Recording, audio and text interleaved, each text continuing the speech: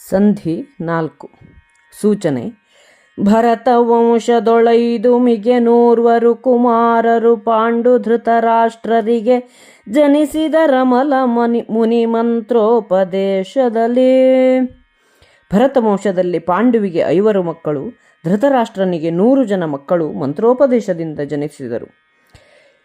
7 ಜನಮೇಜಯ ಧರಿತ್ರಿ ಪಾಲಕುಂತಿ ಭೋಜ ಭೂಪತಿಯಾಲಯದೊಳಿ ಕುಂತಿ ಮೆರೆದಳು ವಿವಿಧ ವಿಭವದಲ್ಲಿ. ಕೇಳಿದನು ಗಾಂಗೇಯನ ನೀಲಾಳಕಿಯ ಕುಲರೂಪು ಲಕ್ಷಣ, ಶೀಲವನು ಪಾಂಡುವಿಗೆ ಪಾಸಟಿ ಎಂದು ರಾಗದಲ್ಲಿ. ಜನಮೇಜಯನೇ, ಕೇಳು. ಕುಂತಿ ಭೋಜರಾಜನ ಅರಮನೆಯಲ್ಲಿ ಕುಂತಿಯು ವೈಭವದಿಂದ ಮೆರೆಯುತ್ತಿದ್ದಳು. ಕುಂತಿಯ ಸೌಂದರ್ಯ, ಕುಲ, ಲಕ್ಷಣ, ಶೀಲಗಳನ್ನು ಭೀಷ್ಮನು ಕೇಳಿ ಪಾಂಡುವಿಗೆ ಇವಳು ಸರಿಯಾದ ಜೋಡಿ ಎಂದು ನಿರ್ಧರಿಸಿದನು.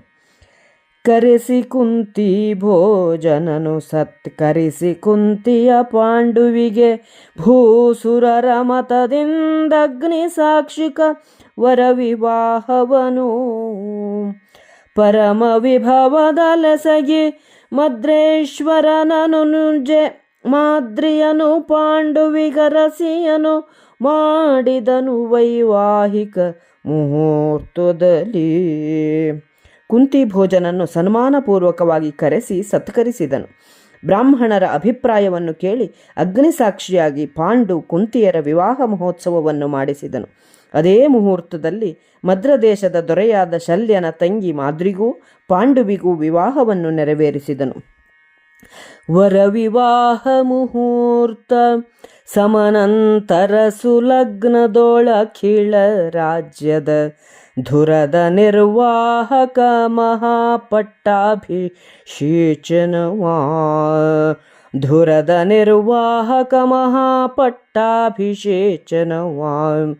ಸುರನದಿ ಸುತ ಪಾಂಡುವಿಗೆ ವಿಸ್ತರಿಸಿದನು ಧೃತರಾಷ್ಟ್ರ ವಿದುರರ ಪರಮ ಪರಿತೋಷಾನುಮತದಲ್ಲಿ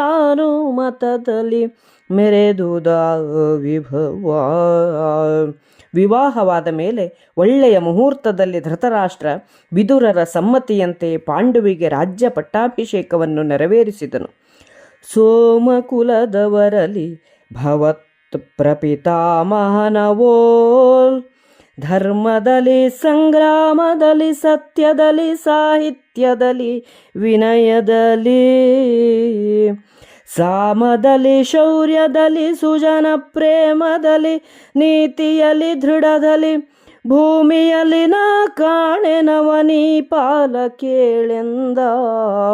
ರಾಜನೇ, ಕೇಳು.